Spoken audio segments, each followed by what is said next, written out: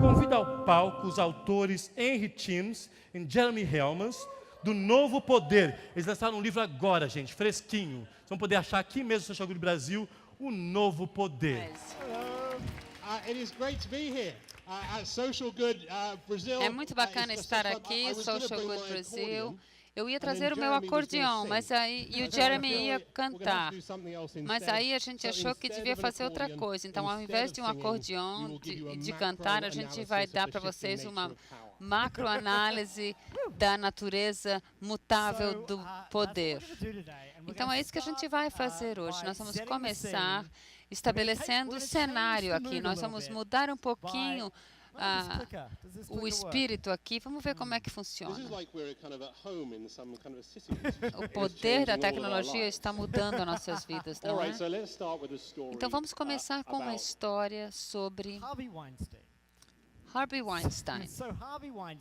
Então, Harvey Weinstein gerenciou por décadas para manter conseguiu por décadas manter a sua posição de poder.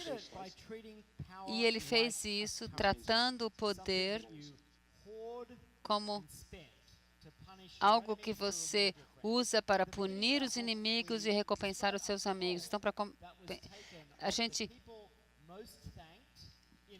descreveu uma pesquisa feita com os ganhadores do Oscar. E, em primeiro lugar, com Harvey Weinstein, foi Deus. Então, é assim que ele era, a eficácia dele de construir esse poder. Mas pensem por um pouquinho o quão diferente Harvey Weinstein, o uso do poder por eles, por alguém como o movimento Me Too, que começou com um ativista, um militante, que escreveu um livro, mas não operava como uma moeda, eu tenho e você não tem. Era uma coisa que fluía pelo mundo e se tornou mais forte à medida que cada mulher acrescentou a sua voz e mudou. Na França, o movimento Me Too começou como denuncie o seu machista. Na verdade, há diferenças entre poderes.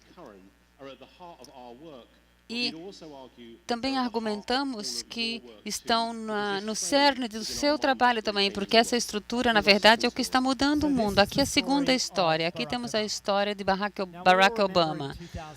Em 2008, se lembrarem, naquele momento, ele inspirou milhares de pessoas nos Estados Unidos e em todo o mundo, e ele fez isso tentando angariar o poder da multidão. Ele disse, nós temos um exército de microdoadores, de voluntários, e ele fez isso de uma forma muito nova. Mas aí, imagine como era Obama quando ele se tornou presidente. Ele governou como um presidente mais tradicional, ele não tornou o governo americano mais participatório. O seu movimento não se movia sem ele. E mesmo as pessoas amando Barack Obama, ele continuou muito popular, mas ele não conseguiu eleger um sucessor e ele passou o seu caso para Donald Trump. Essa é a história que mais nos arrepia, que nós estudamos quando nos preparávamos para o nosso livro. Essa menina de 17 anos cursava uma escola boa na Escócia, ela adorava Harry Potter, ela é descrita como alguém que não conseguia encontrar não conseguia ir para o centro de Glasgow,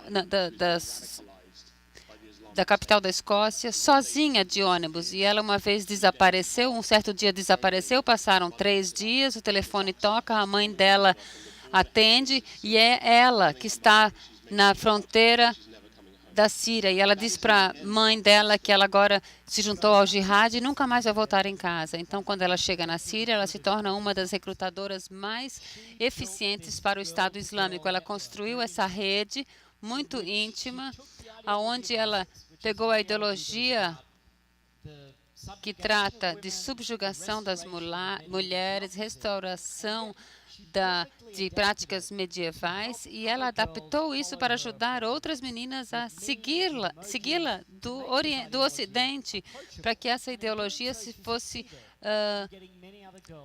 mais fácil de ser aproximada dessas outras meninas. E eu acho e o governo americano respondeu dessa forma. O governo americano, primeiramente, começaram com uma tática que tinha 100 anos de idade.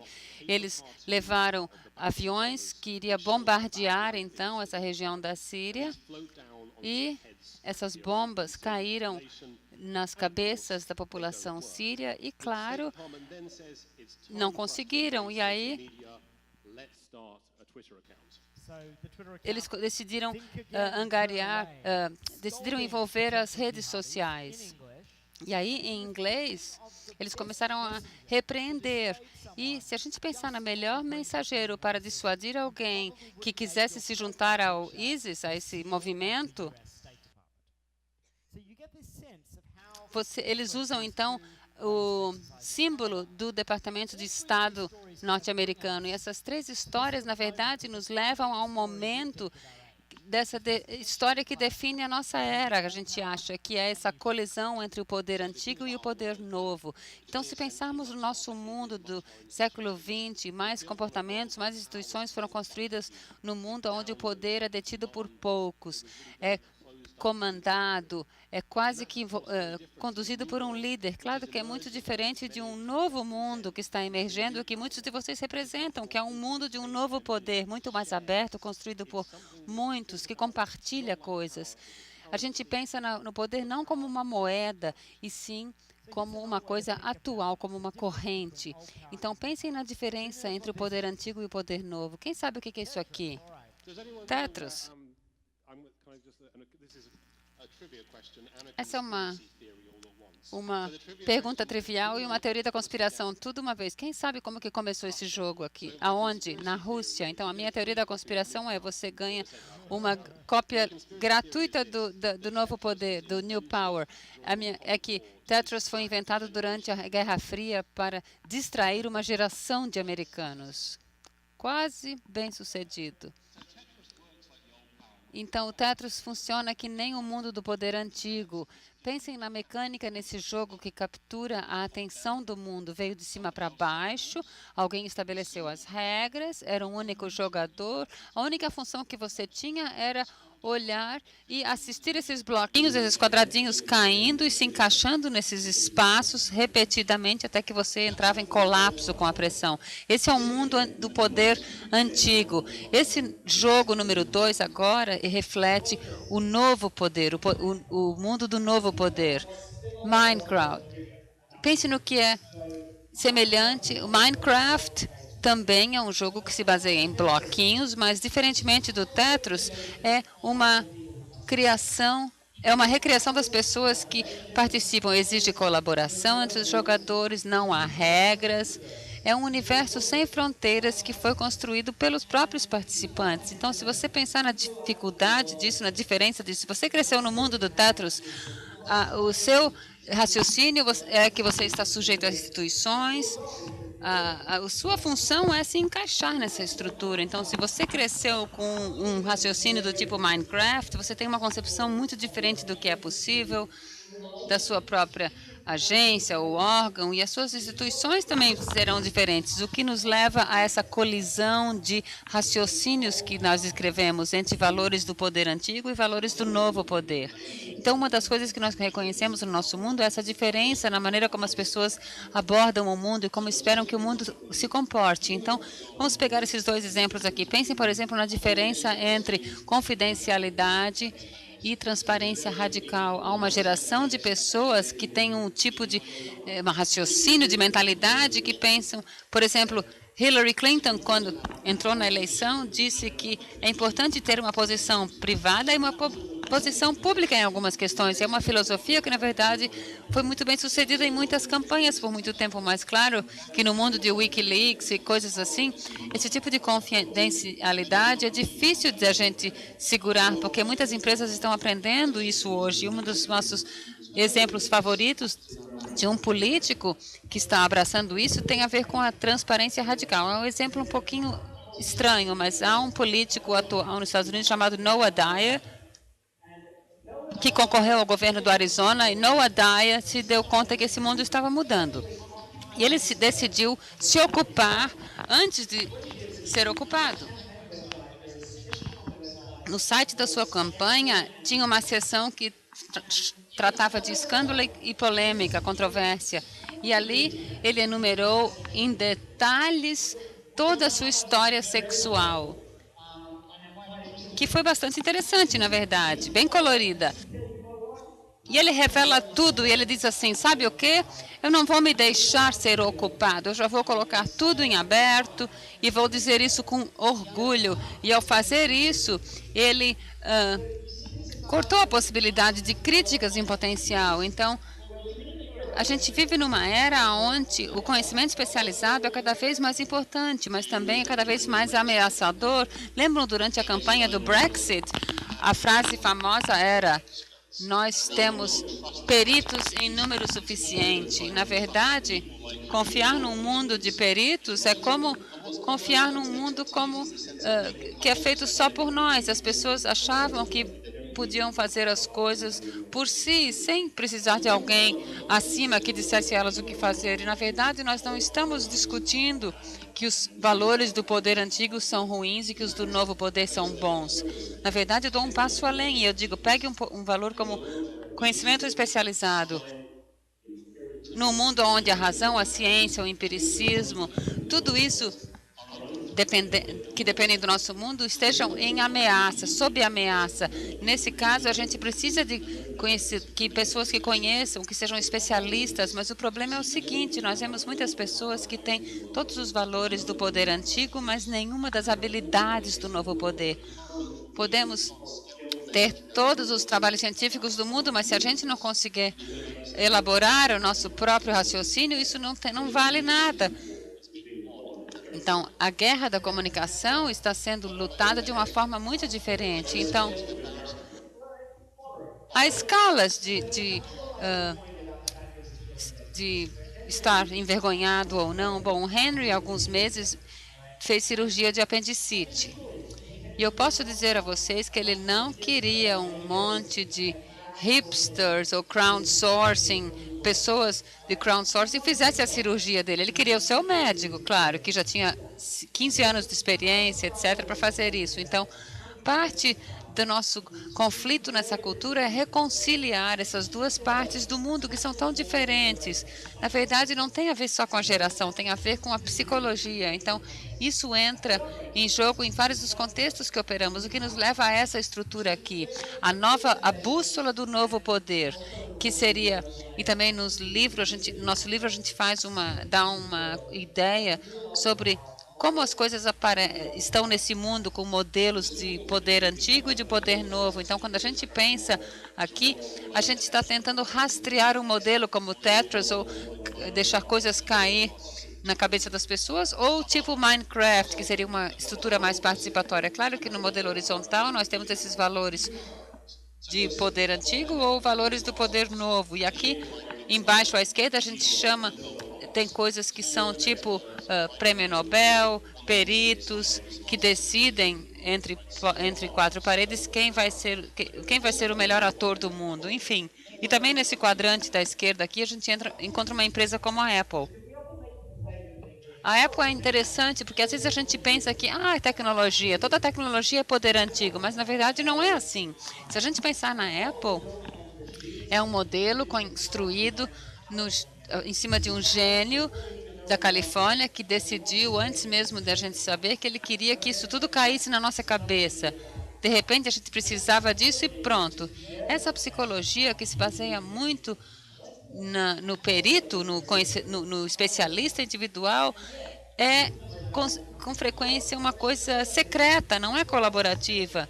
Então, a gente ainda pode ter uma estratégia bem-sucedida nesse mundo, mas claro que muitas organizações, nem todas podem ser a Apple, o que nos leva ao Chillings.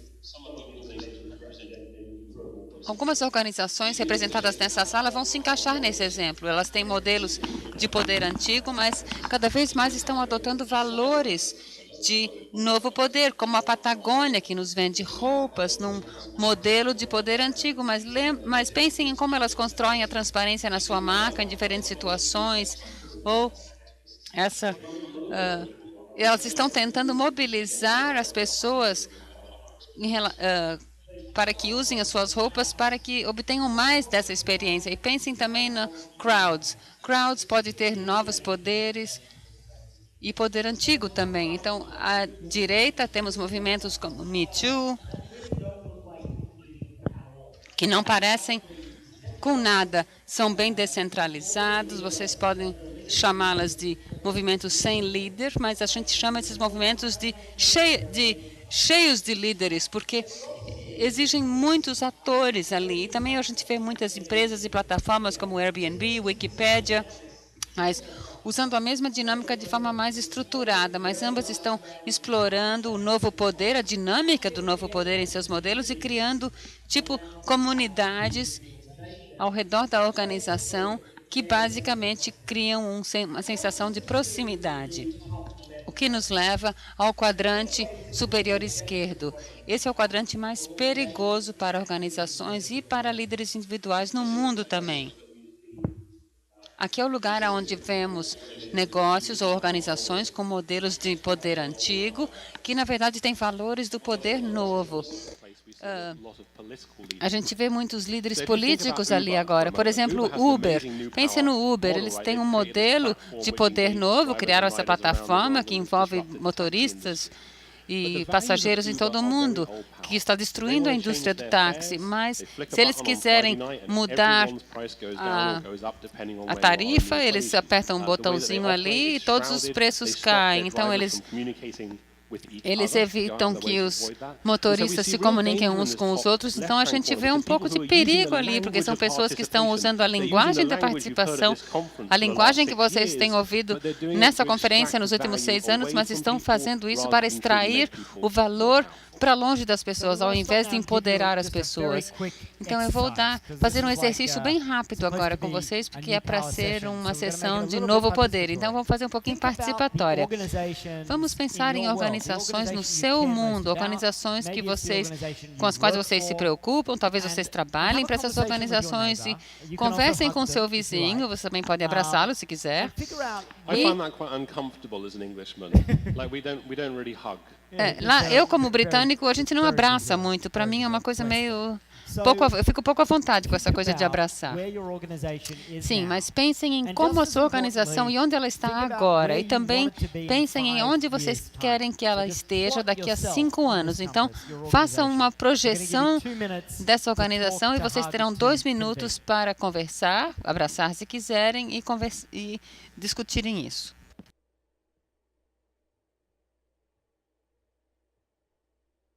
We need them. Oh, the mic is back. All right. Voltou muito bem. See, no, see. Sim, não, sim. Okay. Muito bem. All right, everybody.